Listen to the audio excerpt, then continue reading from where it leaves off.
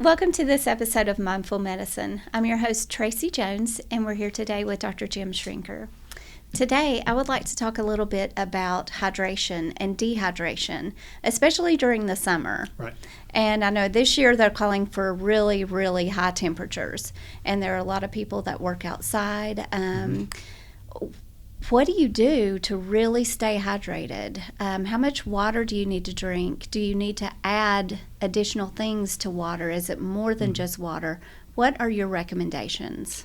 The body's capable of regulating its temperature as long as you're hydrated. That's the sweating mechanism. So some signs of heat stroke or heat danger would be when you're cold and clammy and stop sweating.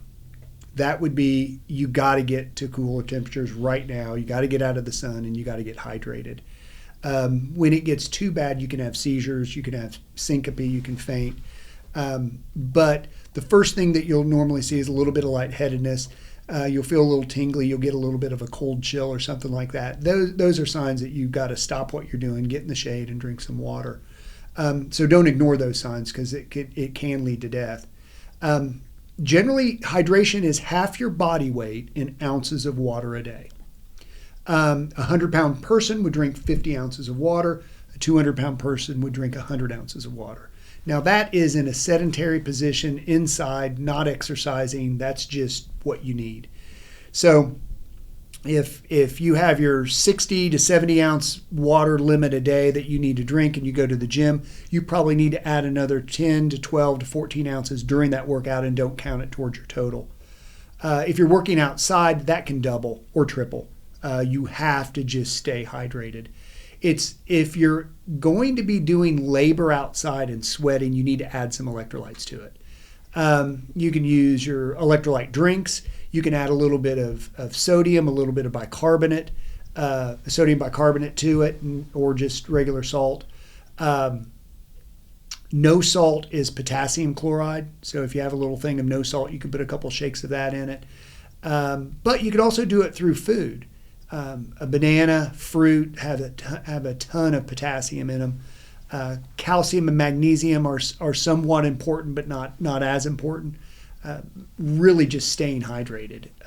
Working outside, doubling, tripling the amount of water you drink, and paying attention to the amount of sweat you're producing. This is a question, and it's a weird one, but I've heard this before, and I don't know if it's true or not. But you're outside and you're working and you're really, really hot. Is it okay to drink a big, really cold glass of ice water? It has no impact at all. It doesn't. No, it really actually cool your core quicker. Oh, really? Right. Okay. So the ice water will cool your core quicker. Now you're going to get brain freeze.